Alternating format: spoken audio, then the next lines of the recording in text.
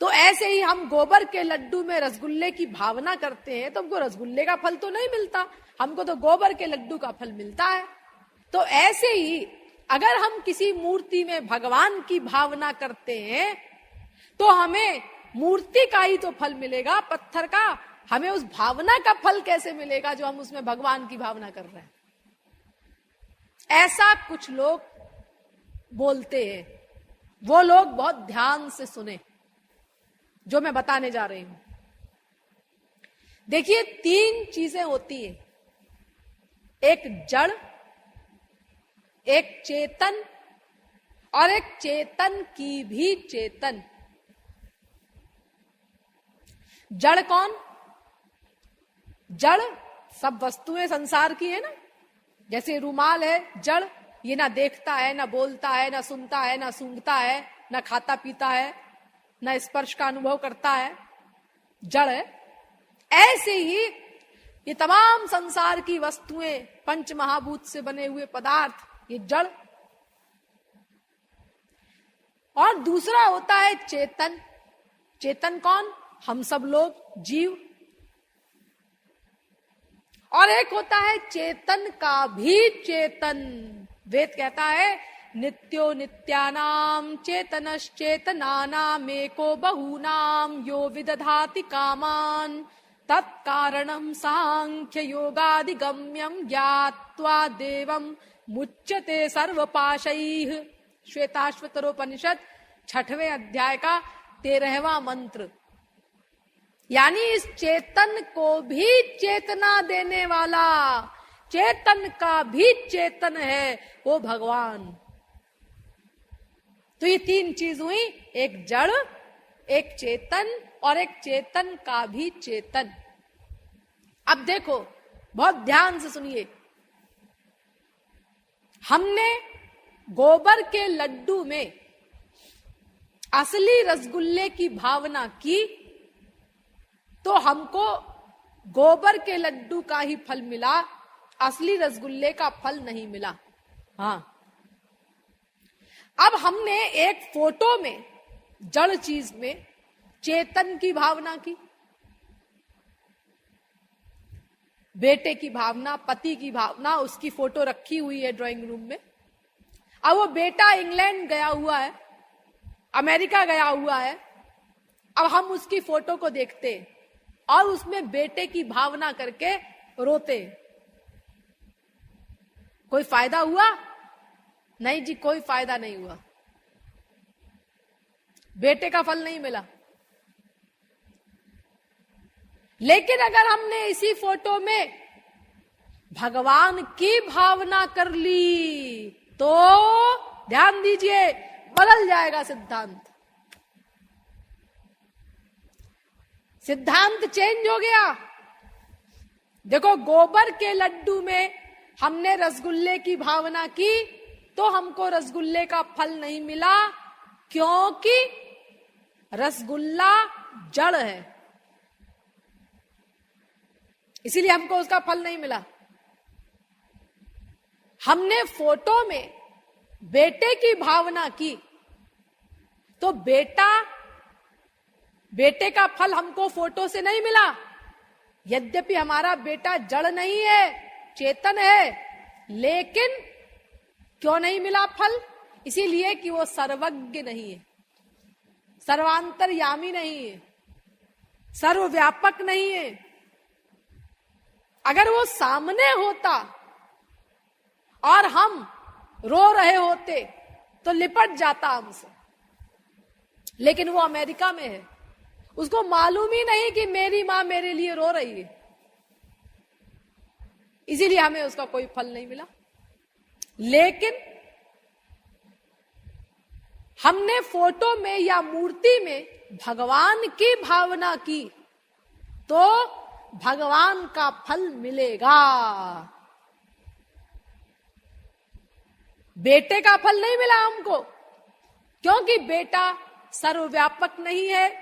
Number 2, बेटा सर्वज्ञ नहीं है। लेकिन किसी चित्र में या मूर्ति में हम भगवान की भावना करते हैं तो हमको भगवान का फल मिलेगा। क्यों? इसीलिए कि नंबर 1 भगवान सर्वव्यापक है।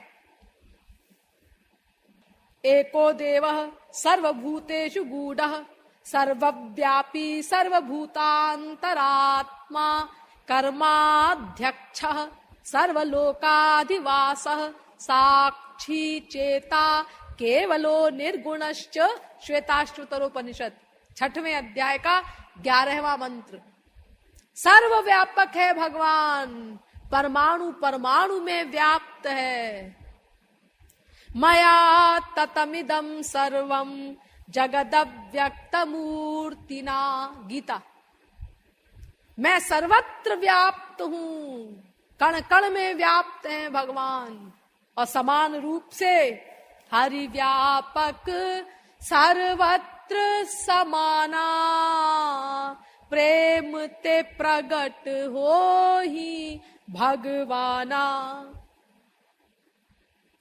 ओसवाल्ड चेम्बर्स नामक एक फिलोसोफर हुआ है, उसने भी लिखा है कि the purpose of prayer is to reveal the presence of God equally present all the time in every condition. अर्थात भगवान तो सर्वव्यापक है ही, हम जो प्रार्थना करते हैं, भक्ति करते हैं, उसका उद्देश्य ये है कि हम उस सर्वव्यापक भगवान की प्रेजेंस को प्रकट कर सकें। जो भगवान हर स्थिति में हर जगह समान रूप से व्याप्त है, हम उस भगवान को प्रकट कर सके, ये हमारी प्रेयर का, हमारी भक्ति का लक्ष्य है। यानी भगवान तो सर्वव्यापक है। तो नंबर 1 भगवान सर्वव्यापक है, सब मानते हैं इस बात को। हाँ, तो जब सर्वव्यापक है भगवान, तो फिर उस मूर्ति के भी परमाणु परमाणु में भगवान व्याप्त है कि नहीं है? तो जब मूर्ति के परमाणु परमाणु में भगवान व्याप्त है, तो हमें उस मूर्ति में जो हम भगवान की भावना बना रहे हैं, हमको भगवान का फल मिलेगा, क्यों नहीं मिलेगा?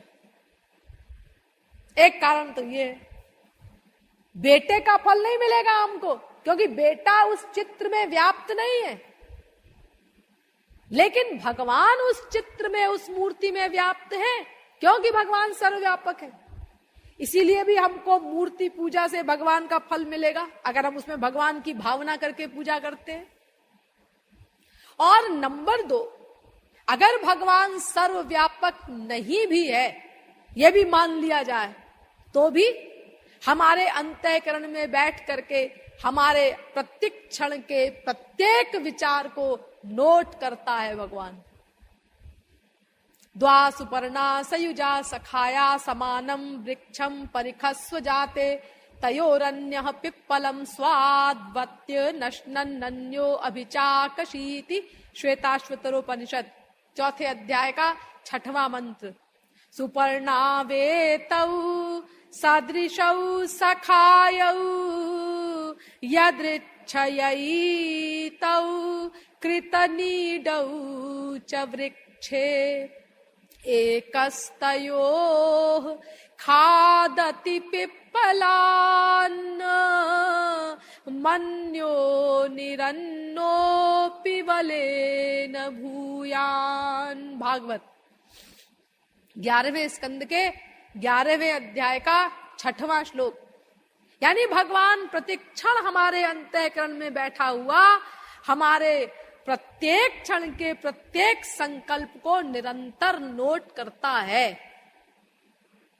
तो जब भगवान हमारे प्रत्येक संकल्प को नोट करता है, तो हम जो उस मूर्ति में उसकी भावना कर रहे हैं, ये भी तो भगवान नोट कर रहा है। हाँ, नोट कर रहा है, लेकिन वो बेटा बाप आदि ये चीज नोट नहीं कर रहा है, क्योंकि वो सर्वज्ञ नहीं है, सर्वांतर्यामी नहीं है, इसीलिए उसका फल हमको नहीं मिलता।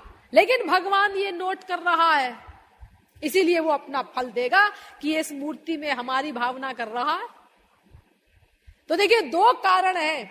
भगवान हमारे अंतःकरण में बैठा हुआ हमारे प्रत्येक क्षण के प्रत्येक संकल्प को नोट करता है, इसीलिए भी उसको मालूम है कि हम इस मूर्ति में भगवान की भावना कर रहे हैं, इसीलिए भी वो फल देगा। नंबर 2, उस मूर्ति के परमाणु परमाणु में भी भगवान व्याप्त है, इसीलिए हमको उस मूर्ति से भगवान का फल मिलेगा।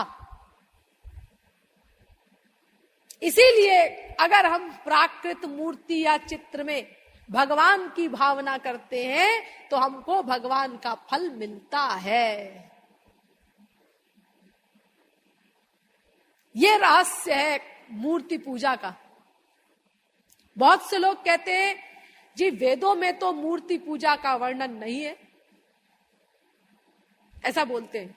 पहली बात तो वेद लुप्त हो गए। आज जो वेद प्राप्त है वो 1% भी नहीं है, लेकिन जो है उसमें भी तमाम स्थानों पर वर्णन है। अर्चत प्रार्चत प्रिय मेधसो अर्चत, ऋग्वेद। इंद्र की पूजा करो, विशेष पूजा करो। देखिए ये इंद्र शब्द आप लोग समझते हैं कि स्वर्ग सम्राट इंद्र के लिए आता है, लेकिन ये वेदों में इंद्र शब्द भगवान के लिए आता है, आया है।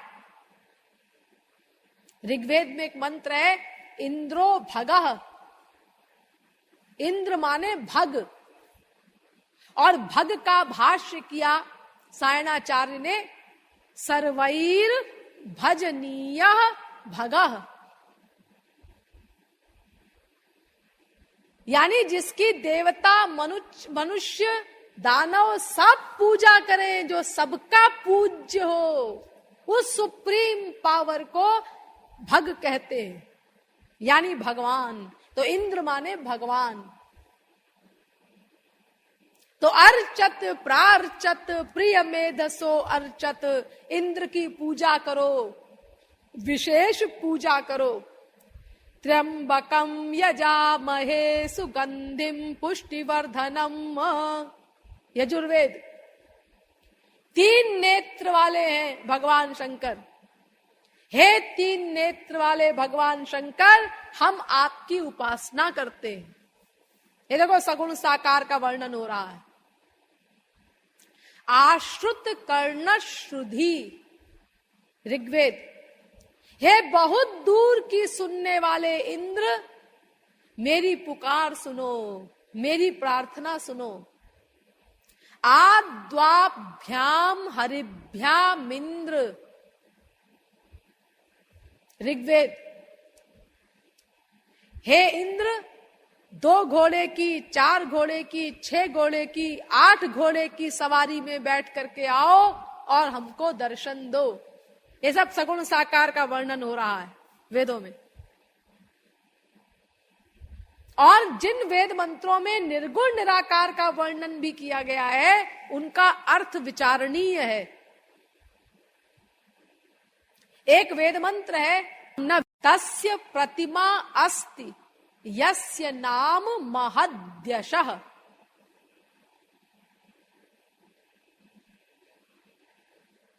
अर्थात जिसका महान यश होता है, अनंत यश जिसका है, यानी भगवान, उसकी प्रतिमा नहीं होती। तो यहां प्रतिमा शब्द का अर्थ है कि उसके समान कोई नहीं है।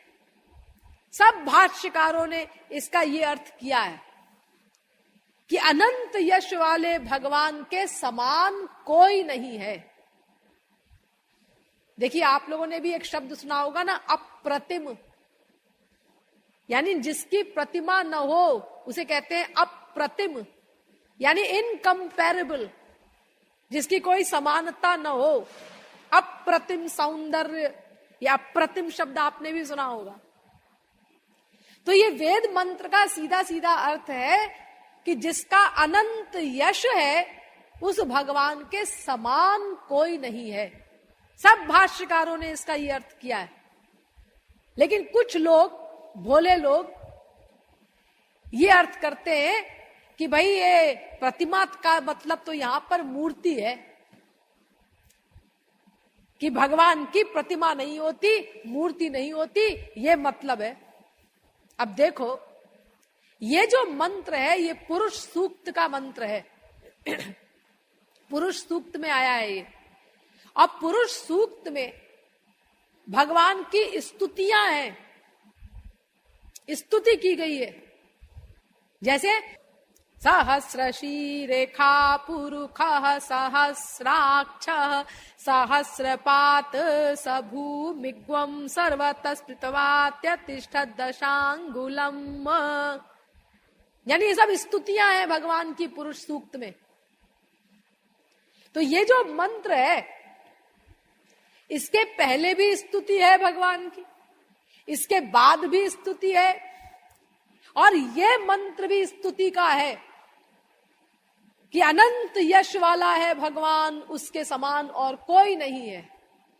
लेकिन देखो भोले लोगों को कि इसके पहले क्या मंत्र है उससे मतलब नहीं, इसके बाद क्या मंत्र है उससे मतलब नहीं, बस बीच का एक मंत्र लेके और उसका अपने अनुसार मनमाना उल्टा सीधा अर्थ लगा दिया कि उसकी प्रतिमा नहीं होती, पूर्वा पर संबंध देखे बिना। ऐसे ही एक अन्य मंत्र और भी है, उस पर भी बड़ा आक्षेप होता है। सपर्यगात शुक्र मकाय मव्रण मसना विरम शुद्ध मपाप विद्धम कविर मनीषी परिभूह स्वयं भूह। ये वेद मंत्र है। इसके पहले एक वेद मंत्र है, उस वेद मंत्र का ये अर्थ है कि मातरिश्वा नाम की वायु, मातरिश्वा नाम का वायु अप माने सोम को, तस्मिन नपो मातरिश्वा दधाति, मातरिश्वा नाम का वायु अप माने सोम को अग्नि में जब डालता है तब शुक्र नाम के तत्व की उत्पत्ति होती है। यही शुक्र सृष्टि करता है। और ये शुक्र कैसा है? ये अव्रण है, अकाय है, अव्रण है, उसमें कोई घाव नहीं है, कोई छिद्र नहीं है, अस्नाविरम, उसमें कोई गांठ नहीं है। और वो मातरिश्वा नाम का वायु सपर्यगात चारों ओर से इस शुक्र को घेर कर बैठा हुआ है। और वो मातरिश्वा कैसा है? कविर मनीषी परिभूह स्वयंभूह इत्यादि, बड़ी बड़ी बहुत लंबी व्याख्या है इसकी। तो देखो कुछ लोग इसका ये अर्थ करते हैं कि भाई ये जो मंत्र है ये ब्रह्म के लिए आया है,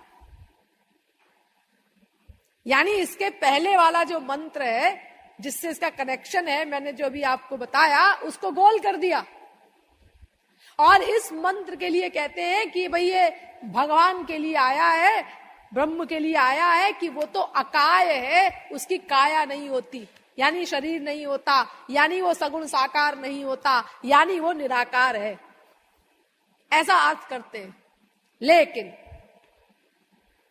जरा उनसे बात की जाए, आप जो इसका ये अर्थ कर रहे हैं कि ये ब्रह्म के लिए आया है, अकाय माने ब्रह्म निराकार है, तो एक बात बताओ, ये अकाय के बाद क्या शब्द आए हैं?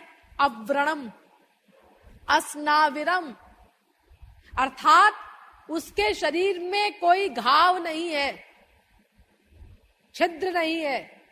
और अस्नाविरम, उसमें नस नाड़ियां नहीं है, वो शुद्ध है, दोष रहित है, ये आया है। हाँ, तो जब ये कह दिया गया कि ब्रह्म निराकार है, तो फिर ये कहने की क्या जरूरत थी? ये कैसे कहेगा वेद कि उसके शरीर में कोई घाव नहीं है, नस नाड़ियां नहीं है?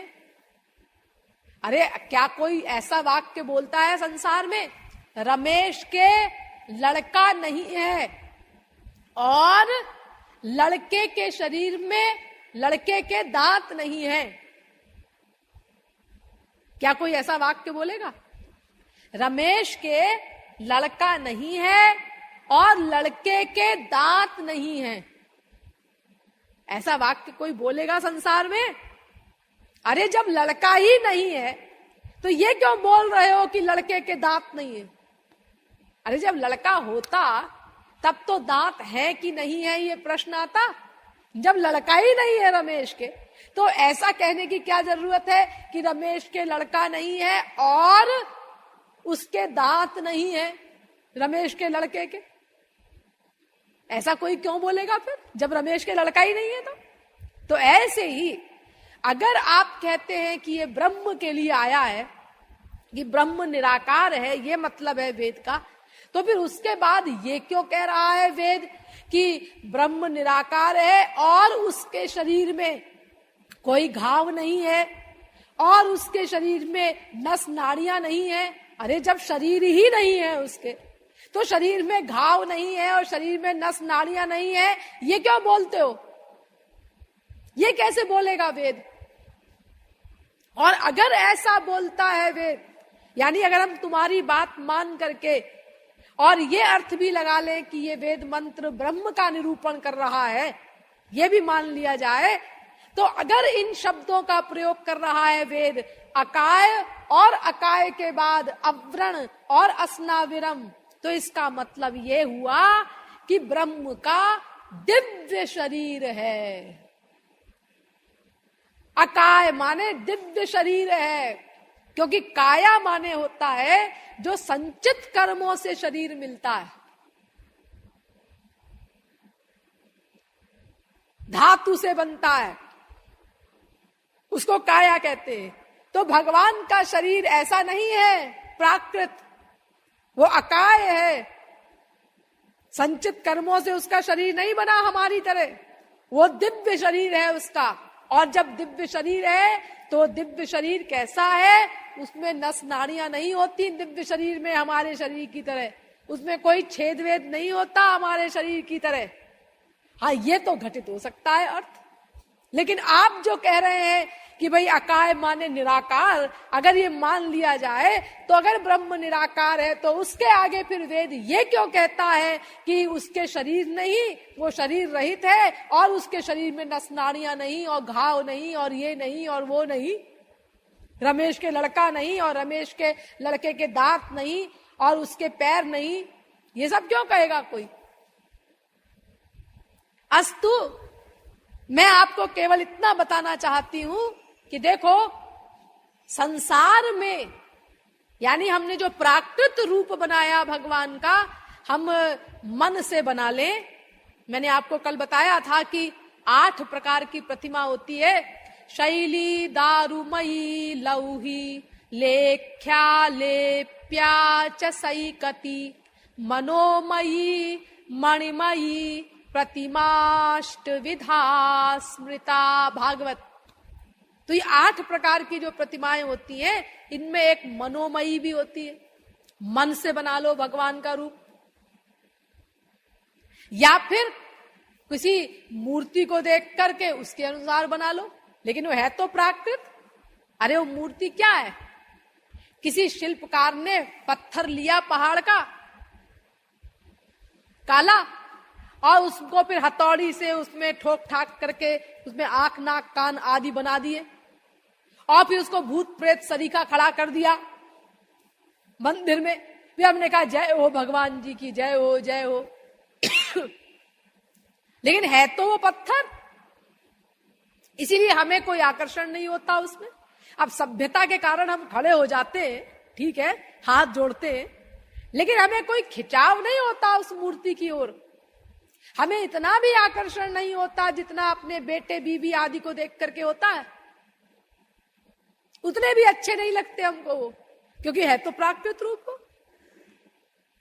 एक पत्थर से बना दिया एक शिल्पकार ने। ऐसे ही एक चित्रकार ने फोटो बना दी, तो कागज के ऊपर उसने खींच के रेखाएं वगैरह एक फोटो बना दी, वो भी है तो मटेरियल सामान, प्राकृत जगत का है।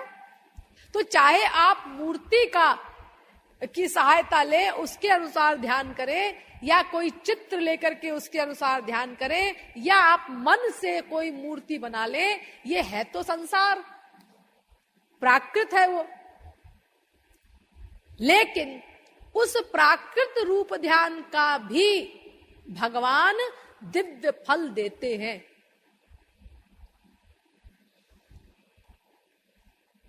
क्योंकि हम उसमें भावना भगवान की किए हुए हैं, इसीलिए हमको दिव्य फल मिलता है भगवान की अकारण करुणा के कारण। वरना तो हमको कभी भगवत प्राप्ति हो ही नहीं सकती, लाइन ही कट जाए बीच में से। तुम्हारा इंद्रिय मन बुद्धि सब प्राकृत है, हाँ, और इसीलिए तुम्हारा बनाया हुआ रूप ध्यान सब प्राकृत है, हाँ। अब मैं दिव्य चिन्मय हूं, हाँ जी आप दिव्य चिन्मय हैं, तो फिर तुम्हारा हमारा रिश्ता कभी नहीं जुड़ सकता, छुट्टी, बात खत्म, लाइन कट गई। लेकिन ऐसा नहीं है, भगवान चूंकि अकारण करुण है, इसलिए अकारण करुणावश वो उस संसार में प्राकृत वस्तु में, प्राकृत रूप ध्यान में की गई भगवान की भावना के अनुसार अपना फल प्रदान करते हैं, भगवान का फल प्रदान करते हैं। यानी ये भगवत प्राप्ति तो कृपा से होती है, कृपा से। ये जीव की अपनी कमाई नहीं है। जीव का तो बस इतना कर्तव्य है कि वो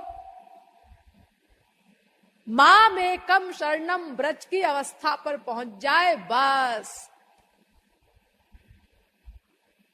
यहां तक पहुंचना है जीव को, बाकी सब कुछ भगवान करेंगे। भगवत प्राप्ति तो उनके दिए हुए सामान से होती है, वो जीव कमा नहीं सकता उसको। तेषाम सतत युक्तानाम भजताम प्रीतिपूर्वकम ददामि बुद्धि योगम तम ये न मामुपयान्ति ते। गीता 10वें अध्याय का 10वां श्लोक। यानी जब वो प्रेम पूर्वक मेरी भक्ति करते हैं प्राकृत मन आदि के द्वारा, तो मैं कृपा के द्वारा उनको अपना दिव्य बुद्धि योग देता हूं, दिव्य ज्ञान कराता हूं। कृपा से मैं देता हूं वो ज्ञान, ये न फिर उस ज्ञान के द्वारा जीव माला माल होता है। सब कुछ भगवान करेंगे, आप चिंता मत करिए, आप केवल बस मामेकम शरणम ब्रज पर पहुंच जाइए, इतना काम करिए बस, मन को भगवान में लगा करके। देखो ध्रुव, उनको भगवत प्राप्ति हुई, हाँ, साधना की ध्रुव ने, भगवान प्रकट हुए। अब जब भगवान प्रकट हुए तो ध्रुव भोंदू भट्ट वो एक शब्द नहीं बोल सके, उन्हें कुछ आता ही नहीं था बोलना। क्या बोले अब, कैसे स्तुति करें भगवान की। छोटे से तो बच्चे थे, 5 साल के, इतना भी नहीं बोल सके कि थैंक यू आप आ गए। तो भगवान ने एक्टिंग में अपने शंख का स्पर्श किया ध्रुव से, और जैसे ही शंख का स्पर्श किया भगवान ने ध्रुव के शरीर से अपने शंख का, बस तुरंत समस्त ज्ञान हो गया ध्रुव को। कोई पढ़ने लिखने की जरूरत नहीं। वेद कहता है ना, यस्मिन् ज्ञाते सर्वमिदं विज्ञातम भवति।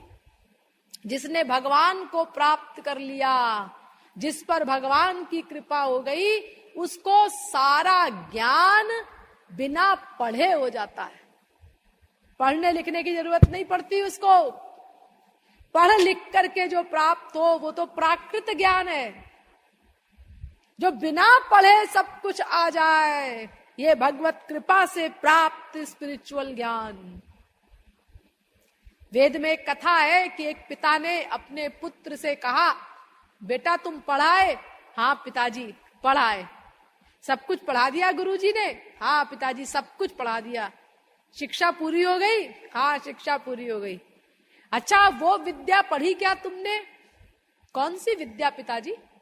जिस विद्या को पढ़ने से बाकी सारी विद्याएं बिना पढ़े आ जाती हैं। ऐसी कौन सी विद्या है पिताजी? तो तुमने वो नहीं पढ़ी? ना, मैंने तो कुछ नहीं जानता उस विषय में। तो तुमने खाक पढ़ा, पत्थर पढ़ा?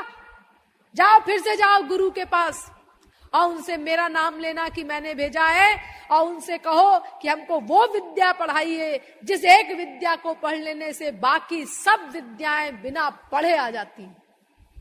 यस्मिन् ज्ञाते सर्वमिदं विज्ञातम भवति। देखिए हमारे महाराज जी, जब काशी, आपको बताया गया है कई बार कि काशी विद्वत परिषद के 500 मूर्धन्य जो भारत में टॉप मोस्ट विद्वान हैं, हर ग्रंथ के अलग अलग विद्वान, सरस्वती बृहस्पति को चैलेंज करने वाले, उन लगभग 500 विद्वानों ने सर्वसम्मति से श्री महाराज जी को जगत गुरुतम की उपाधि प्रदान की थी सन 1957 में 14 जनवरी को, नतमस्तक होकर उनके आगे, उनकी प्रतिभा के आगे। तो वहां पर विद्वानों में आपस में ये बहस हुई और इस बात का प्रोपेगेंडा हो गया कि भाई इनकी उम्र ये जो दिखाई पड़ती है उतनी नहीं हो सकती, इनकी उम्र तो हजारों वर्षों की है,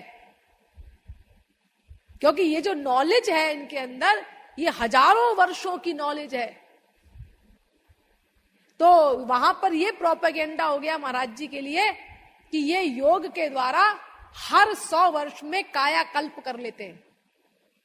इनकी उम्र हजारों वर्षों की है, लेकिन हर 100 वर्ष में कायाकल्प कर लेते हैं योग शक्ति के द्वारा। तो श्री महाराज जी के पास आए कुछ विद्वान, उन्होंने कहा आपकी उम्र कितनी है? महाराज जी बोले आपको क्या लगती है?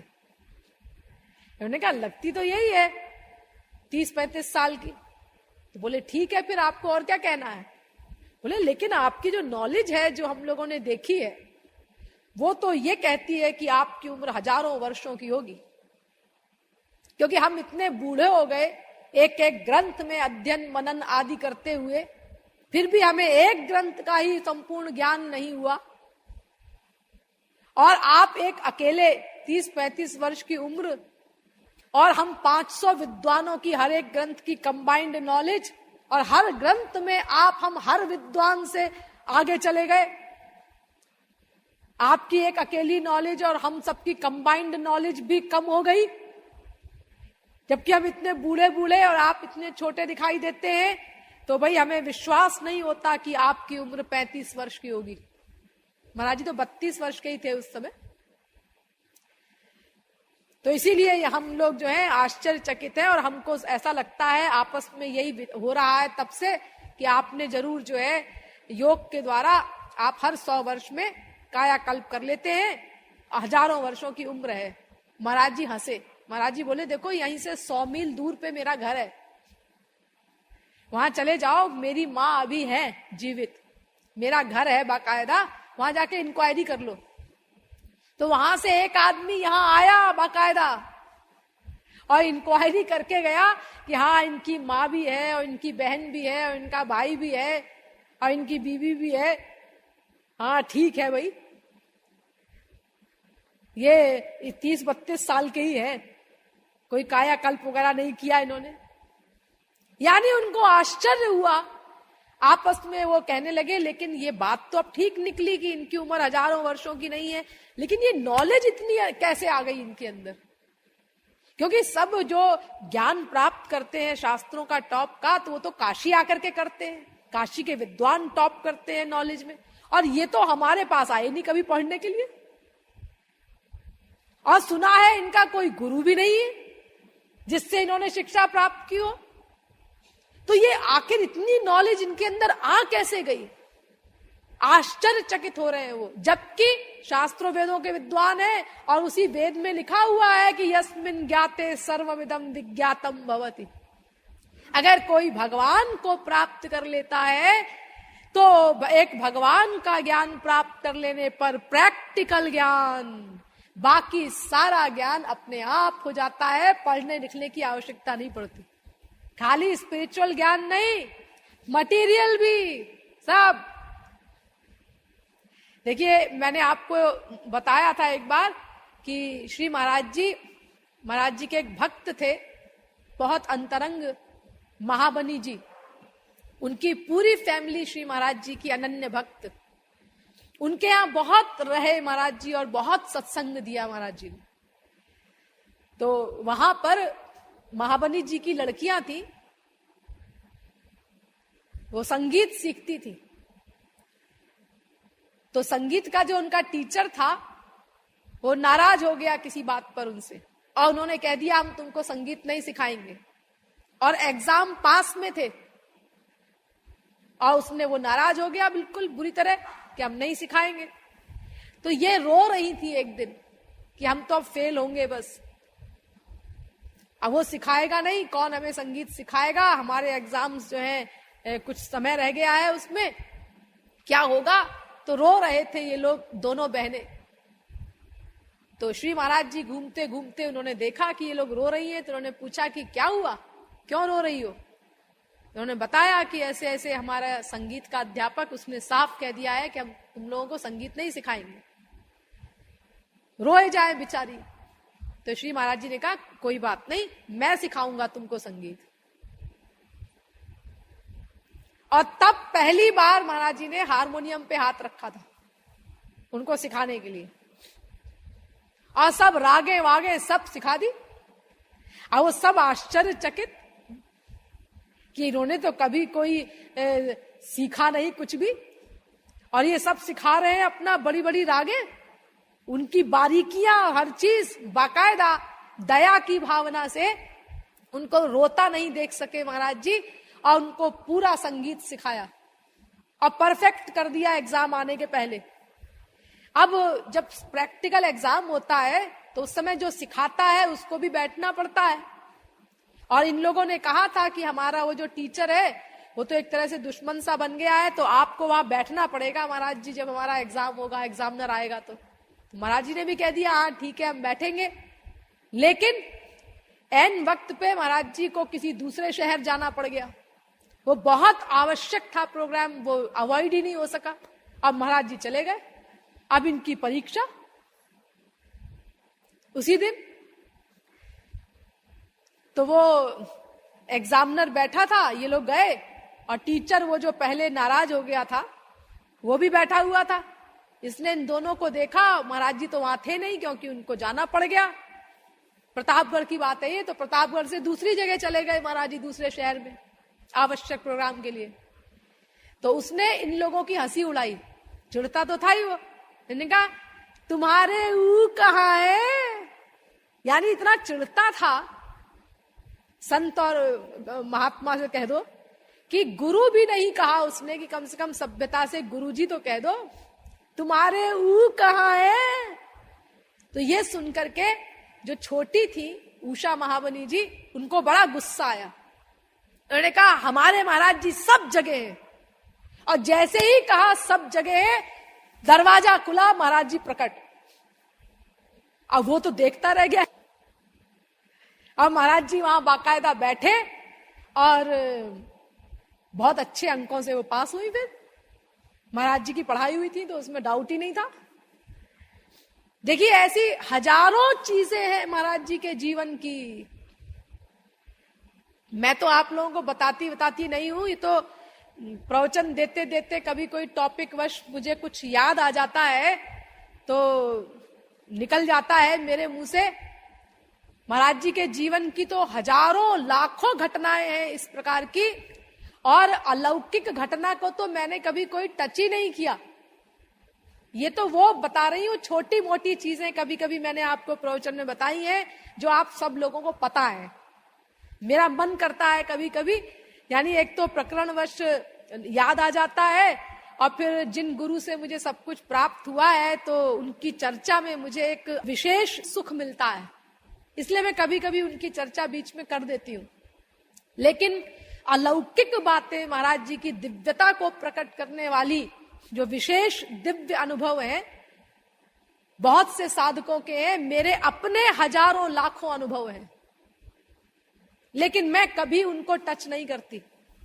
प्रवचन की तो छोड़ो, वैसे भी नहीं बताती कभी किसी को, और प्रवचन में तो प्रश्न ही नहीं है। कई कारणों से नहीं टच करती मैं उसको। एक कारण तो ये भी है कि भाई मैं क्या बता सकती हूं उनके बारे में, क्योंकि उनकी जो दिव्यता है वो प्रचंड दैदीप्यमान सूर्य के समान है, और मैं कितना भी आत्मसात करने का प्रयत्न करूं तो मेरा आत्मसात करना तो उसी प्रकार होगा जैसे एक जुगनू सूर्य के प्रकाश को आत्मसात करे। अब वो जुगनू अगर बताना चाहे किसी को, सूर्य का निरूपण करना चाहे कि सूर्य का प्रकाश कैसा होता है प्रचंड, और ये कहे कि देखो सूर्य बहुत प्रकाश वाला होता है। अब कोई कहे कि भाई कितना प्रकाश होता है सूर्य में, क्या होता है प्रकाश, वो जुगनू कहे देखो मुझे देखो, मैं प्रकाशित हो रहा हूं ना, प्रकाश निकल रहा है ना मेरे अंदर से, हाँ बस इससे अंदाजा लगा लो कि सूर्य का प्रकाश कैसा होता है। तो समझदार व्यक्ति जिसने सूर्य के प्रकाश का अनुभव किया है और वो जुगनू के प्रकाश को टिमटिमाते को देख रहा है तो हंसेगा ना कि ये जुगनू जो है पूरा पागल है। ये कहता है कि मेरे अंदर से जो प्रकाश निकल रहा है इससे अंदाजा लगा लो कि सूर्य कितना प्रचंड प्रकाशमय होता है। कैसे अंदाजा लगा सकता है कोई, कहां सूर्य प्रचंड और कहां एक जुगनू टिमटिमाता हुआ। तो ऐसे ही श्री महाराज जी का की जो दिव्यता है वो तो प्रचंड सूर्य की भांति है। और मैं जो कुछ भी बताने का कितनी पूरी ताकत लगा करके बताने का प्रयत्न करूंगी तो बताना ऐसे ही होगा जैसे जुगनू के अंदर से निकलने वाला प्रकाश। इसलिए मैं बताती ही नहीं, क्या फायदा। मुझे लगता है कि वो लघु कर दिया मैंने, लज्जा आती है मुझे कुछ भी बोलते हुए। अगर मैं उनकी दिव्यता के बारे में कुछ भी बताने की कल्पना भी प्लानिंग भी करती हूं तो इसलिए मैं उस प्लानिंग को साकार नहीं करती कभी भी। और एक कारण ये भी है कि जिन लोगों को पर्सनल एक्सपीरियंस नहीं है मेरी तरह, नए लोग हैं, शरणागत नहीं है और विशेष कृपा नहीं है और जिन्होंने विशेष अनुभव नहीं किया है, सत्संग विशेष नहीं किया है, तो वो तो इन बातों को सुनकर के अगर मैं कुछ बताने लगूं श्री महाराज जी की दिव्यता के बारे में तो वो नामापराध भी कर सकते हैं उसको सुनकर के। क्या नामापराध? वो ये सोच सकते हैं ये बातें मनगढ़ंत होंगी, क्योंकि उनको पर्सनल एक्सपीरियंस तो है नहीं, तो विश्वास करेंगे ही नहीं उन बातों पे। वो सोचेंगे ऐसे ही बोल रही होंगी मनगढ़ंत। एक बार एक उल्लू एक वृक्ष पर बैठा हुआ था, तो वहां पर हंस उड़ करके दोपहर में उसी वृक्ष पर जाकर के बैठा और बड़े स्वाभाविक वे में हंस बोला, उफ बड़ी गर्मी है, सूर्य बड़े प्रचंड रूप से तप रहे हैं। तो उल्लू बोला, सूर्य? ये सूर्य नाम की तो कोई चीज होती नहीं। हाँ गर्मी तो है, ये तो मैं मानता हूं, लेकिन ये गर्मी तो अंधकार बढ़ने से हुआ करती है। तो हंस ने समझाने का प्रयत्न किया कि अरे नहीं भाई, सूर्य आकाश में उदित होता है, सूर्य का प्रकाश संसार में फैलता है और वो सूर्य का प्रकाश ही गर्मी है। तो उल्लू कहता है ये तुमने और एक नई चीज बताई, प्रकाश। अरे अगर तुम चंद्रमा की बात करते तब तो मैं मानता भी, लेकिन तुम जो ये सूर्य नाम ले रहे हो, ये प्रकाश नाम ले रहे हो, ये सुन के तो मुझे तुम्हारे ऊपर हंसी आती है, तरस आता है कि तुम कितने बेवकूफ हो। अरे सूर्य नाम की और प्रकाश नाम की तो कोई सत्ता ही नहीं होती। लाख समझाने का प्रयत्न किया हंस ने उस उल्लू को, लेकिन उल्लू को कुछ समझ में नहीं आया। तो अंत में उल्लू बोला कि देखो अगर तुम मेरी बात नहीं मानते तो वो सघन वन में जंगल में सघन वृक्षों के बीच में एक वट वृक्ष है। उस वट वृक्ष में पर मेरे सैकड़ों जाति भाई रहते हैं, यानी उल्लू। तो वैसे इस समय उड़ने में मुझे बहुत तकलीफ होगी, लेकिन फिर भी चलो वहां चलता हूं मैं, उनसे निर्णय करा लो कि तुम्हारी बात ठीक कि मेरी बात ठीक। हंस ने स्वीकार कर ली बात। उन्होंने कहा भाई सैकड़ों रहते हैं तो वो तो कम से कम कोई तो मेरी बात का समर्थन करेगा। अब वहां जब गया हंस उल्लू के साथ उड़ करके, तो उल्लू ने कहा कि भाइयों ये हंस कहता है कि इस समय सूर्य आकाश में तप रहे हैं और सूर्य का प्रकाश संसार में फैलता है और सूर्य का प्रकाश ही गर्मी है। तो ये सुनकर के सारे उल्लू खिलखिला के हंसे और फिर चिल्ला करके बोले, क्या वाहियात बात है, अरे ना कोई सूर्य की सत्ता, ना कोई प्रकाश की सत्ता, मूर्ख है ये हंस, मारो इसको। और सब झपटे उसके ऊपर मारने के लिए उसको। तो खैर दिन का समय था, सूर्य का प्रकाश था, तो हंस को उड़ करके अपनी रक्षा करने में कठिनाई नहीं हुई, क्योंकि सघन वृक्षों के बाहर अंधेरा अंधेरा था, वहां तक तो उल्लुओं को दिखता। अब उसके बाद जब प्रकाश था तो उल्लू देख नहीं सकते थे, इतना उल्लुओं को दिखाई नहीं पड़ता प्रकाश में, इसीलिए हंस ने उड़ करके अपनी रक्षा की। और हंस ने ये कहा फिर कि देखो, बहुमत किसी सत्य वस्तु को असत्य तो नहीं कर सकता, लेकिन जहां उल्लुओं का बहुमत हो वहां पर सत्य वस्तु के प्रतिपादन में बहुत कठिनाई होती है, भले ही कोई वस्तु, कोई व्यक्ति उस सत्य का साक्षात्कार कर चुका हो, लेकिन उल्लुओं के बीच में उस सत्य को स्थापित नहीं कर सकता हो।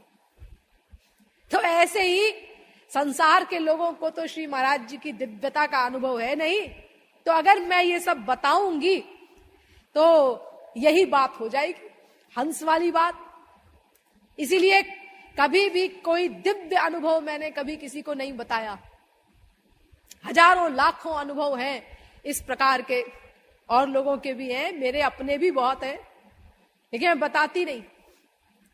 और एक कारण उसका ये भी है कि आप लोग समझ सकते हैं क्या, श्री महाराज जी का ही भय, वो भी कारण है। मुझे बहुत डर लगता है, ये जो मैं हल्की फुल्की कभी कभी बता देती हूँ ना बातें, इसी में भी मुझे थक थक होती रहती है कि कहीं उनको पता चल गया, मुझे डांटा उन्होंने, तो हमेशा के लिए बंद हो जाएगा मेरा ये सब। ये तो महाराज जी की अनुपस्थिति का लाभ उठा करके मैं बोल रही हूँ ये सब धड़ल्ले से। क्योंकि एक बार बंबई में आए हुए थे श्री महाराज जी, तो वहां पर एक डॉक्टर आया था गले को ट्रीटमेंट देने के लिए श्री महाराज जी की। महाराज जी लेटे हुए थे, वो गले में ट्रीटमेंट दे रहा था, तो मुझसे बात करने लगा वो महाराज जी के विषय में, कितने बजे महाराज जी उठते हैं, कितने बजे खाते हैं। तो मैं इंग्लिश में जवाब दे रही थी, जबकि उस इंग्लिश में बात कर रही थी, लेकिन महाराज जी थे, वो समझते तो सब कुछ है। आप शो ये करते हैं कि हमको इंग्लिश नहीं आती, लेकिन उन्होंने समझ लिया होगा कि ये सब क्या बोल रही है। बहिरंग रूप से भी, यानी भीतर से तो समझते ही है सब। यस्मिन ज्ञाते सर्वमिदं विज्ञातम भवति। इतने गुस्सा हुए, उनके गले में मशीन लगी हुई थी, बोल नहीं सकते थे, लेकिन बड़े भौं चढ़ा के मुझसे बोले, बाहर जाओ कमरे के। मुझे कमरे से बाहर निकाल के बाहर किया। इतना गुस्सा आया उनको। केवल मैंने एक वाक्य ये बोला था, 2 वाक्य बोल दिए होंगे बहुत से बहुत, कि महाराज जी इज वेरी पंक्चुअल, बहुत समय से उनका हर काम होता है, सवेरे 2 बजे उठते हैं और इतने बजे भोजन करते हैं। 2 वाक्य मुश्किल से बोले होंगे, वो भी इंग्लिश में। मैं सोच रही थी महाराज जी बहिरंग रूप से ऐसे शो करते हैं कि इनको इंग्लिश नहीं आती, तो ठाठ से बोलो। लेकिन मुझे कमरे से उस डॉक्टर के सामने बाहर निकाल दिया महाराज जी ने, बड़ी भौएं चढ़ा करके। तो ऐसा मैं भुक्त भोगी हूं, इसलिए मुझे बहुत डर लगता रहता है कि पता नहीं बाद में मेरी क्या शामत आए, इसलिए मैं बताती नहीं ये सब। थोड़ा बहुत बता देती हूँ प्रकरणवश, अपने विषय की पुष्टि के लिए, और स्वांतः सुखाय भी। मुझे समझ में नहीं आता कि महाराज जी गुस्सा क्यों होते हैं इस बात पे। अरे अपने गुरु की चर्चा करना किस शास्त्र वेद के अनुसार गलत है? कभी कभी मुझे लगता है, मैं सोचती हूँ बाकायदा कि इसमें गुस्सा क्यों होते हैं वो। फिर सोचती हूँ शायद ये कारण हो कि इनका तो कोई गुरु है नहीं, तो इनको तो चर्चा करने को मिलता नहीं। तो इनको जलन होती होगी कि ये अपने गुरु की चर्चा कर रही है, मेरा तो गुरु है नहीं, मैं भी होता तो, मेरा गुरु होता तो मैं भी करता चर्चा। शायद इसीलिए उनको चिढ़ लगती हो, कोई उनके बारे में बोलता है। तो खैर जो भी कारण हो, लेकिन भय है, क्योंकि है तो मेरे गुरु ना, तो डरना तो है ही मुझे उनसे। इसीलिए मैंने कभी कोई अलौकिक बात महाराज जी की आप लोगों को नहीं बताई। ये तो साधारण बातें मैं कभी बताती हूँ जो आप लोग पहले से अच्छी तरह से जानते भी हैं, लेकिन चर्चा करने में एक तो सुख मिलता है, दूसरी बात तो वो विषय की पुष्टि में प्रकरणवश कभी कुछ याद आ जाता है तो मेरे मुंह से निकल पड़ता है। तो मैं आपको ये बता रही थी कि देखो, जो कुछ मिलता है वो भगवत कृपा से मिलता है।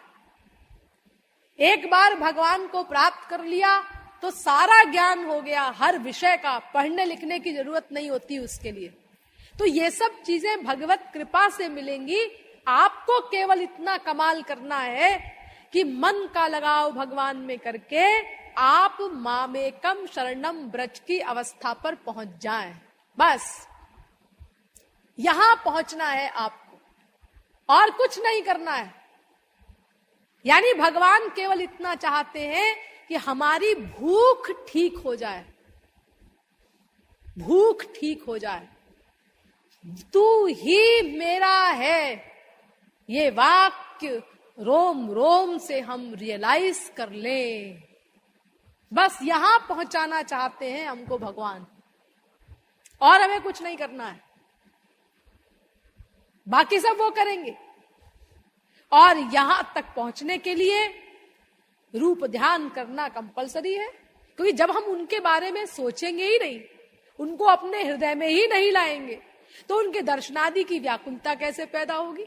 फिर वो व्याकुलता बढ़ते बढ़ते बढ़ते बढ़ते तू ही मेरा है, और उससे मिलने के लिए एक क्षण युग के समान लगे, ऐसा कैसे होगा। इसीलिए रूप ध्यान कंपलसरी है, रूप ध्यान करना पड़ेगा। जैसा आप चाहें वैसा रूप बना लीजिए, सब आपकी चॉइस पर निर्भर है। जैसा आप चाहें, कोई प्रतिबंध नहीं भगवान की ओर से कि भाई ऐसा ही रूप बनाओ, जैसा लिखा है शास्त्र में वैसा ही। ना ना, कैसा ही बनाओ। अगर आप चाहे कि सिर पशु का हो, धड़ मनुष्य का हो, ऐसा बना लीजिए। देखो हमारे नृसिंह भगवान ने ये दिखा दिया अवतार काल में। और अगर आप ये चाहें भाई हम तो ऐसा रूप चाहते हैं कि सिर तो हो शेर का, धड़ हो मनुष्य का, पैर हो गधे के, तो कोई बात नहीं, इस रूप में मिल जाएंगे आपको भगवान। तम यथा यथोपासते तथैव भवति। जिस भावना से जो उपासना करेगा, जैसी इच्छा लेकर के उस इच्छा की पूर्ति भगवान करेंगे। उनको कोई मेहनत नहीं, कोई शर्म नहीं।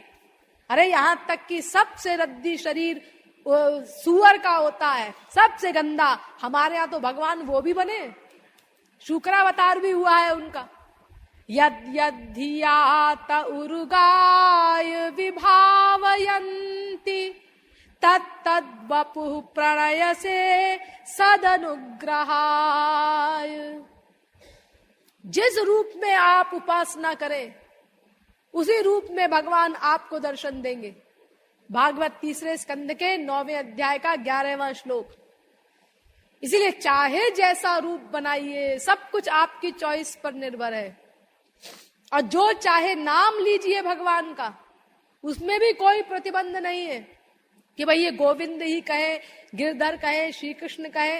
अरे तुम्हें ये अच्छा लगता है तो ये कहो, और अगर ये अच्छा नहीं लगता अपने मन से कोई नाम रख लो। हाँ, नाम में क्या धरा है। नाम चाहे जो लो करो, प्रेम सुख धामा, सखा कहे कनुआ, लंगर कहे बामा। प्रेम के अधीन श्याम, नाम ते न कामा, लाला लाला कहे नित यशुमति भामा। श्यामा श्याम गीत। सखाओं ने कभी श्री कृष्ण नहीं कहा कनुआ, गोपियों ने कभी श्री कृष्ण नहीं कहा प्रियतम, लंगर, यशोदा मैया ने कभी श्री कृष्ण नहीं कहा लाला लाला। ये लाला किस भाषा में भगवान का नाम है। लाला माने तो बेटा, लेकिन नाम से कोई मतलब नहीं, चाहे जो नाम लो, तुम्हारी भावना सही होनी चाहिए। ये आ, का, ई, ऊ सब भगवान के नाम है। कम ब्रह्म, खम ब्रह्म, अकारो वासुदेव स्यात्, का माने ब्रह्म, खा माने ब्रह्म, आ माने शंकर जी, आ माने श्री कृष्ण, ऊ माने शंकर जी। देखो उमा सुनते हैं ना, उमा माने, ऊ माने शंकर जी, माँ माने योग माया, शंकर जी की योग माया शक्ति। तो ये आ, ई, ऊ सब भगवान के नाम है, चाहे जो नाम लीजिए आप। ये लोग मीटिंग करते हैं आपस में बैठ के, राम सकल नामन ते अधिका। फिर दूसरा कहता है नहीं जी, कृष्ण सकल नामन ते अधिका। अरे ये सब क्या बोलते हो जी, सब नाम बराबर है। वो तो जिसको जो अच्छा लगा उसने वो नाम ले लिया। तुम्हें जो अच्छा लगे वो लो, मन से गढ़ लो, चुन्नू पुन्नू टुन्नू टुक टुक कुछ भी कर दो, प्यार होना चाहिए उसमें, बस भगवान का फल मिलेगा तुमको।